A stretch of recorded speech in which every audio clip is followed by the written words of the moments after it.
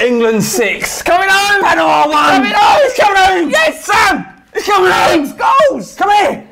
You slapped me! Yes! Get in there! Kane hat-trick.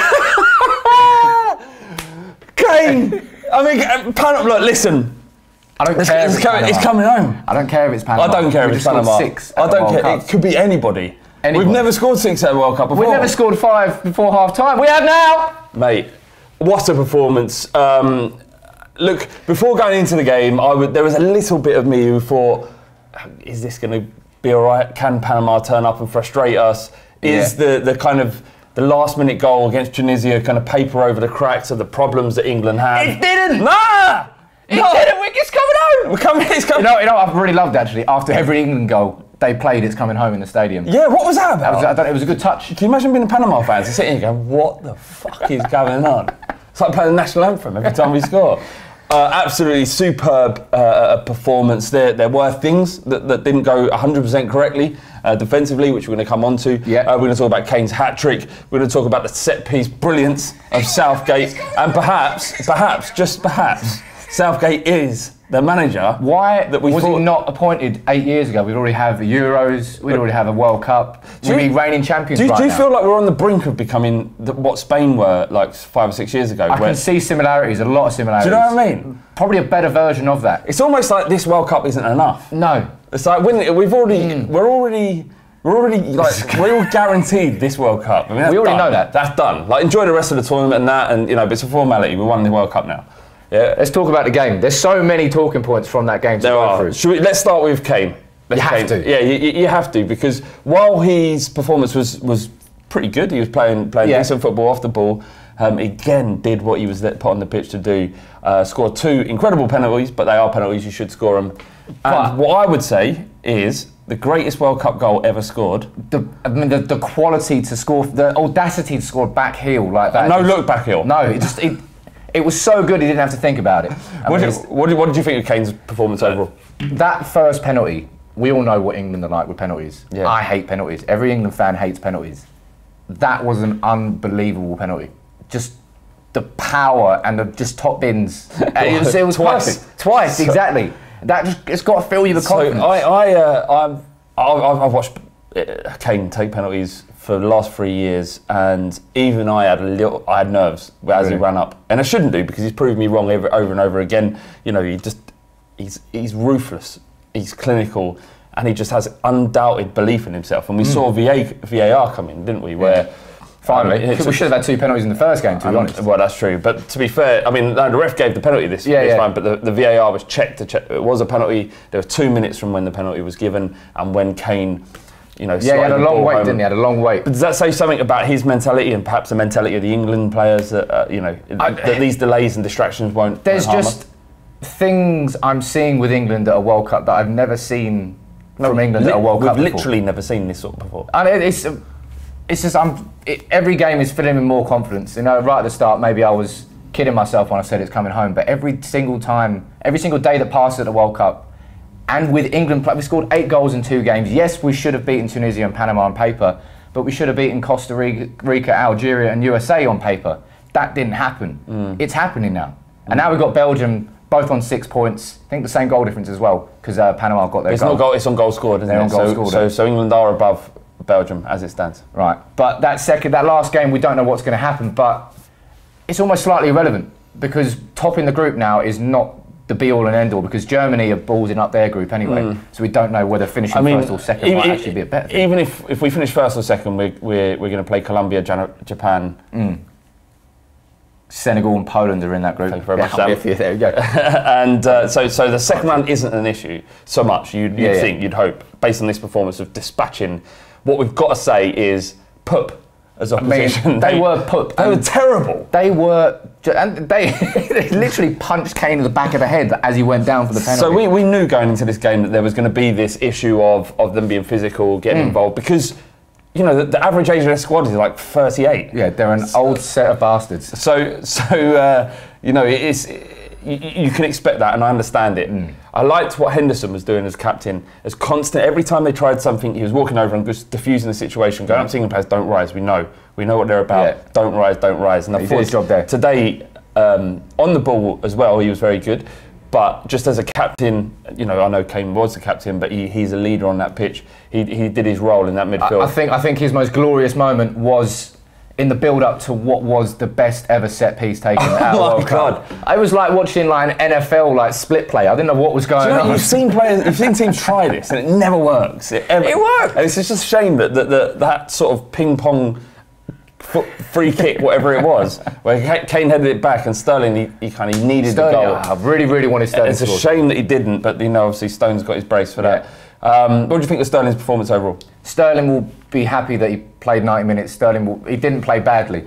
It's just that other players around him played a lot better. Yeah, okay, I'll give you that. If we're being kind, then you'd say that. I just thought he was pretty poor. Yeah, it was after the first game where there was, the press tried to use him as a scapegoat. They always need a scapegoat, don't they, the press? Sterling, unfortunately, became it after the first game. He needed a goal to sort of just push that to the side. But Southgate showed faith, and he made absolutely the right call in keeping Sterling in the starting 11. Yeah, fair enough. I mean, I agree with you. I agree that the kind of press reporting of him has been terrible. I think that there could be a lot more grace about the way we report on the England team. But when it comes to playing football, Sterling has to deliver. This is the World Cup. There's no room. There's no room for people that aren't pulling up trees at this stage. And there's players that are going to be coming back for the Belgian game that perhaps deserve a starting berth in that team ahead of Sterling. Again, I'm massively defensive of him in the way he's been reported, but he has to deliver on the pitch, and I don't think he did that again against a very, very, very weak. I suppose in the same light you're talking about Sterling, you saw Lingard's performance. Both of them have fantastic off-the-ball movement. That's what they had both in the first game against Tunisia. But that goal that Lingard's got, elbowed right in the face about 2 minutes in. That should have been sending off in itself. I think that should have been sending off. Panama should have been down to 10, and we could have won 13. 13. But we were joking as the goals were going in. He's going. It was like we started this stream going, England 13, Panama 0. I'll take 6-1 though. But Lingard's performance was excellent, certainly in the first half. Obviously, the second half's a bit of an anomaly because we're already 5 up. His game was done. It's a different, the pressure to perform isn't there. But Lingard in the first half, he linked up especially well with Trippier actually. It was Trippier's ball into the box. Lingard took the ball down beautifully, absolutely superb. And was fouled for Kane's first penalty. You know a lot about Lingard. Can he be the kind of key to unlocking some of these defences? Lingard was my player to watch for this World Cup because I've watched him this season. His off-the-ball movement is absolutely sensational. And in a team where we've got so many great attacking players, having Lingard just moving into space permanently always gives the midfielder an option to pass. And so often England have just become a complete lack of tempo going forward when they can't link the midfield to the attack because the attackers aren't moving. Lingard always does that, and he does have moments of quality like that. Yes, some of his finishing against Tunisia was poop. But that was a world-class finish. Oh, mate, it's incredible. World-class finish. Incredible. And his game intelligence is something to behold as well. What I noticed today is, like you mentioned, his movement and Sterling's movement off the ball, and it's often easy to kind of pass that by when you're watching your team play. But he does create so much space and so much opportunity by running the channels or finding space where you wouldn't expect him. He's a manager's dream. He will do exactly what Gareth Southgate asks him to do for the full 90 minutes at 100% the whole way through. He's a perfect player for England in this system that we're building. And I'm really glad that Southgate stuck to the formation, stuck to his guns, lost his cheek. Does Dele Alli come back in against Belgium? Yes. Let us know in the comments. Would you start Loftus-Cheek or Dele Alli? Yeah, let us know in the comments. And also let us know if you've got any questions. We can answer a couple of your questions before we end the stream. They can be about anything. It could be about Sam's knees if you want. Preferably England though. Yeah, preferably England, but Sam's knees is fine as well. What was I saying? You've lost it about my knees. There's Dele Alli coming back in for Loftus-Cheek. Loftus-Cheek was decent today. I think he did a good job. There's moments of lovely footwork that got us into good positions. I think Dele Alli comes back in if he's fit. Comes back in. The thing is though, we're going to move on to Belgium, aren't we? And it's a bit of an odd game because both teams have qualified. Both teams don't know whether finishing second or first is a benefit, a positive thing, or a positive thing. You know, ultimately you got to look at the results for Germany and Brazil, because it might mean that finishing second in this group would mean that we wouldn't face Germany or Brazil in that quarter-final, depending on how they do in their final games. So it's a bit of an odd one, but I think actually you forget about what other teams doing. You concentrate on what you're doing. You concentrate on what you're doing, and a win against Belgium, who have been very good. They were wicked against. Only managed to score 3 against Panama. How many? 3. Only 3, yeah. Well, Kane scored 3 on his own. Although he did score 5 against Tunisia. So look, swings around, but conceded 2. There's swings and roundabouts in there. So it's one of them things. We need to concentrate on what we're doing. Win the game. We beat Belgium. That's a big, big plus in terms of the, you know, our 9 points from the group stage. I'm funk of. I can't remember the last time someone had 9 points. We've got 8 goals, 6 points from 2 games. I mean, it could not have gone any better in the first 2 games. Is there any question marks about our defence? It was a pretty poor bit of defending for their goal. Good cross, but I think it was Maguire and Young were keeping him onside. Great finish as well, but it was a great finish. But you expecting professional football to be able to finish but I'll be honest. If any team's 5-0 up, 6-0 up, and they're cruising its last 15 minutes, you're going to switch off. There have been opportunities though for both Panama and Tunisia in these games that players of their standard shouldn't be getting. And I do have my only criticism or only worry about England is potentially defensively we're not that sound. But I think if we're scoring 6, does it matter? No, it doesn't matter. I'm being hypercritical. Are there any questions? I don't think there are any questions in my mind about England, because we're going to win it. All right, we're going to win. Nah, so I only care about myself. Lee Colburn saying, do we actually want to win the group? If Mexico get a point, that's the easier route. It's such a weird situation, isn't it? But it's a World Cup, isn't it? Like I said, just answered, yes, we want to win the group. We want to come out of that group with 9 points, flying, confidence is flying, because ultimately you're going to have to face these teams eventually. You've got to face Germany, you've got to face Brazil, you've got to face France, you know, Spain. These are the people that we're going to have to come up against. And we've got to go into them thinking, fuck them lot.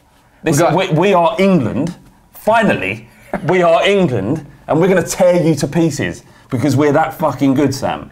That's what we need to do. That's the mindset. We're the best in the world. We're the best team in the world. And that's the mindset you need to go into when playing the best teams. It's not about picking the easiest route. Like, if you can go out in the quarterfinals, you go out in the semi-finals, it makes no difference. You have to have the mindset to go into it and go, fuck who you are, we're England. It's inspirational. It's inspirational. We've got a comment here from Ashutosh asking about whether Trent Alexander will get a chance. No. Your question has been answered, sir. Jordan Curley, do you think England can beat Belgium? Of course. What's your prediction? I think a 1-1 draw, but we can beat them. But like I'm saying, that game isn't a reflection on how well either team's going to do in the World Cup. It's not. It's you're playing out the rest of the group stages. No one's good. I think we'll play a strong side. I think Kane will want to start because you know he's the top goal now. 5 goals. The leading goal scorer in the World Cup. I swear to God, I saw him play on loan for Norwich and thought he was the worst footballer I've ever seen. That's why 7 years ago. To you, no, look, the world thought that as well. 7 years ago, I thought that, and now he's the top goal scorer after 2 games in the World Cup. 5 goals, 2 games. What do you want? Next question. We've got Mubaka saying, why play for a win and risk injury and play a tougher team in the next round? Lose-lose situation. Well, what do you think? Because I've answered that question twice now. I don't know. You've only got 7 games if you go the whole way. Why would you not just try and win every single one of them? The concept of resting players, of switching formations, nah, fuck that. That's what qualifying's for. This is 7 games. They're professional athletes with a 4-day rest in between games. Yeah, play your teams. The best case scenario after Belgium, we've got to wait Thursday till Tuesday. The best case scenario, which is 5 days. You know, that's enough time for. That's long enough. Yeah. That's long enough. And the worst case scenario happens on Monday. So there's still 4 or 5 days in between our last game against Belgium and the round of 16. And it's about rhythm, isn't it, as well? Yeah. I mean, I'm not saying don't change a couple of players. Like give players that you're gonna need coming off the bench. Like give them game time. But what changes would you, if you're Gareth Southgate? What changes do you make for that England-Belgium game? But I mean, every England fan expected England to beat Panama today. I never in my wildest dreams actually thought we would actually bang 6 past them and just completely knock it. The thing is I agree with what you're saying. We should, but we never have. We never have, because there's been so many games like this before where we should have just pumped the team. And, but we haven't pumped the team. And Panama set up with 6 at the back. You know, at times when Belgium struggled, they didn't break them down for 45 minutes. That's right. We had 5 at half time. So England approached that game against a team that had, when England had the ball, 6 players across the back line. The only time I've ever seen that before is when Aston Villa played Tottenham in the FA Cup, and they played six like a line, a bank of 6, and you can understand it, but ultimately, you know, we smashed them. What are they saying? We've got some comments here. We've got Dorian saying Walker and Young are both liabilities. So you make switches at the back. We'd say Fogter's saying Young out as well. There's quite a few people saying Young. I don't think Ashley Young has played bad at all in the first 2 games, but you're seeing Ashley Young at left back exactly as Ashley Young was at left back for United. He won't offer. He's a very safe option. He's not going to make any real massive mistakes, and that's why Gareth Southgate's playing him. Until he makes a mistake, he's not going to take him out of the team. And Rose, I'm not sure Rose needed to do much when he came on, but I think that was just probably more for fitness than anything else. Maybe. That's it. I think we've covered everything. Well, did we mention that we won 6-1? Oh yeah, and did we mention it's coming home? It's coming home. It's coming home, boys and girls. Absolutely superb. Remember to subscribe to Bull Street, drop a like on this link, this stream rather, and loads more content coming from Bull Street over the World Cup. Me and him, and Jimbo, who ain't here, he's on the kickoff. Where we going, mate? We're getting in a van tomorrow morning, 7 a.m, and we're going to drive to Russia. It hasn't really... I thought about it the other day, and it's just a really, really, really stupid idea. It's a long, long way. It's 21 hours of driving. We're going to start driving, and 3 days later we're going to arrive in time for England versus Belgium in Kaliningrad, and we don't have tickets. If you got any spare tickets, yeah. And you happen to live in Kaliningrad, and you have fan IDs as well. Can we have them? That'd be superb. It would be quite nice. If not, well, yeah, cheers. Cheers, Sam. Cheers.